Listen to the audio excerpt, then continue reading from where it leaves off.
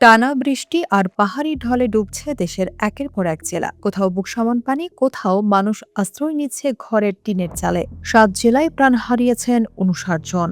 আবহাওয়া অফিস জানিয়েছে, আগামী ৫ দিনে দেশ জুড়ে হবে অতি ভারী বৃষ্টি, যা পরিস্থিতিকে আরও ভয়াবহ করে তুলতে পারে। তিস্তা, ধরলা, কুশিয়ারা থেকে শুরু করে উপকূলের মেঘনা, পশুর নদী সবখানেই পানি বইছে বিপদসীমার উপর দিয়ে। উত্তর থেকে দক্ষিণ পুরো দেশ এখন বন্যার কবলে। টানা বৃষ্টি আর ভারতের উজানের ঢলে দেশের উত্তরাঞ্চল ও উত্তর পূর্বাঞ্চলের স্বল্পমেয়াদী বন্যার আশঙ্কা এখন তীব্র। দেশের ১২৭টি পর্যবেক্ষণ স্টেশনের মধ্যে ৭৯টিতেই পানি বেড়েছে দ্রুত গতিতে। সিলেট ও সুনামগঞ্জের কুশিয়ারা নদী ইতিমধ্যে বিপদসীমার উপর দিয়ে প্রভাবিত হচ্ছে।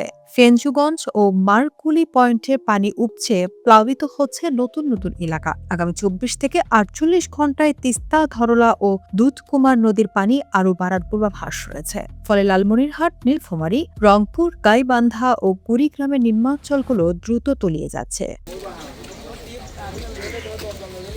গত ২৪ ঘন্টায় দেশের সর্বোচ্চ ১৯০ মিলিমিটার বৃষ্টিপাত রেকর্ড করা হয়েছে নীলফামারীর ডালিয়ায়। শুধু বাংলাদেশই নয়, সীমান্তের ওপারে ভারতের মেঘালয়ের মৌসিনরামে ৩৭৯ মিলিমিটার এবং চেরাপুঞ্জিতে ২৫২ মিলিমিটার বৃষ্টি হয়েছে। এই বিপুল পরিমাণ বৃষ্টির পানি পাহাড়ি ঢল হয়ে ধেয়ে আসছে বাংলাদেশের দিকে, যার প্রভাবে ২০ থেকে ২২ জুলাইয়ের মধ্যে ব্রহ্মপুত্র, যমুনা নদীর পানি কুড়িগ্রাম, গাইবান্ধা, জামালপুর, বগুড়া, সিরাজগঞ্জ ও টাঙ্গাইলের কয়েকটি স্থানে সতর্কসীমা স্পর্শ করতে পারে।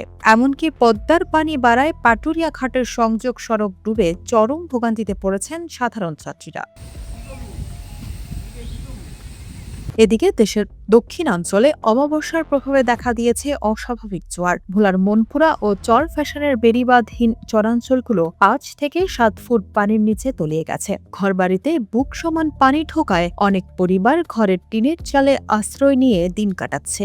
জোয়ারের পানিতে ইলিশা, ফেরিঘাট ও ভোলা ঢাকা রুটের লঞ্চ ঘাটের সংযোগ সড়ক তলিয়ে যাওয়ায় শত শত যানবাহন আটকে পড়েছে। শুধু ভোলা নয়, বরিশালের কীর্তনখোলা, লোয়ার মেঘনা এবং খুলনার পশুর নদীতেও স্বাভাবিকের চেয়ে বেশি জোয়ার বইছে। নোয়াখালীর হাতিয়ায় বেড়িবাঁধ ভেঙে ৩টি গ্রাম প্লাবিত হয়েছে। সমুদ্র উত্তাল থাকায় দেশের ৪টি সমুদ্র বন্দরকে ৩ নম্বর স্থানীয় সতর্ক সংকেত দেখাতে বলা হয়েছে।